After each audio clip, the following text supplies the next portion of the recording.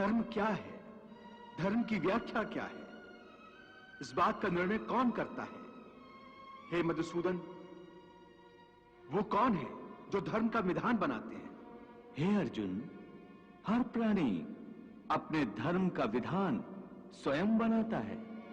मैं समझा नहीं केशव। देखो पार्थ, धर्म का जो विधान किसी दूसरे ने बनाया हो वो तुम्हारा धर्म नहीं हो सकता। तुम्हारा धर्म वही है जिसे तुमने स्वयं बनाया हो, जिसे तुम्हारी आत्मा ने स्वीकार किया हो। धर्म व्यक्तिगत चीज है जिसका फैसला व्यक्ति को स्वयं करना पड़ता है। मैं अब भी नहीं समझा केशव। देखो पार्थ, मैं एक उदाहरण देकर समझाता हूं। किसी के गांव पर डाकू हमला करके गांव की लड़कियों का अपहरण कर रहे हैं।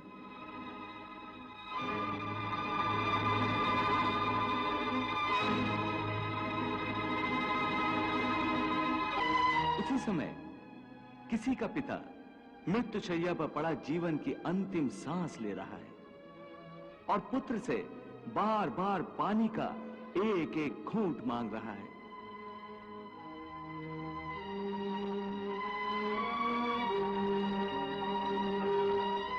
उस समय उस व्यक्ति का क्या धर्म है? वो मरते हुए पिता के कंठ में अंतिम समय गंगा जल की बूंद बूंद टपकाता हुआ अपने पुत्र धर्म का पालन करे, या उसके गांव की लड़कियों पर जो संकट आ गया है उनकी रक्षा के लिए तलवार उठाकर उन डाकुओं का मुकाबला करे और आवश्यक हो तो जान भी देकर अपने गांव की इज्जत बचाए।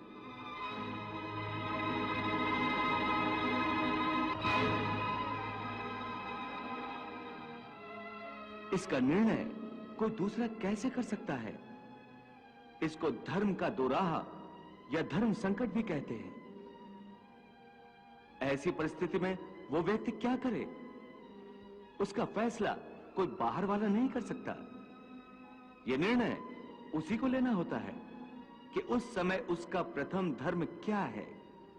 उस समय उसकी आत्मा जो आवाज दे वही उसका धर्म है।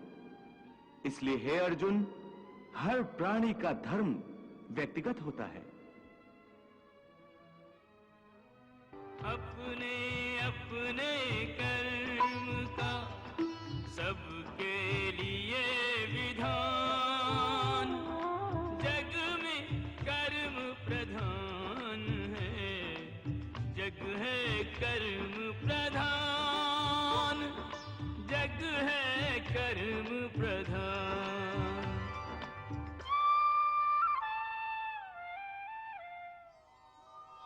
हे पार्थ, मैंने यहां तक जीवन मृत्यु की वास्तविकता बताई है कि केवल शरीर ही नश्वर है, आत्मा अनंत और अनश्वर है जो शरीर के मारे जाने पर भी नहीं मरती है। न जायते मृत्यते वा कदाचिन, नायं भूत्वा भविता वा न भूयः, अजो नित्यः शाश्वतो अयं पुराणो, न हन्यते हन्यमाने शरीरे। जो इस आत्मा को मरने वाला समझता है या जो इसे मारने वाला समझता है वो दोनों ही अज्ञानी है, क्योंकि आत्मा न तो किसी को मारता है और न किसी के द्वारा मारा जा सकता है। इसलिए किसी के मरने या मारने का शोक किए बिना तू अपना कर्तव्य कर।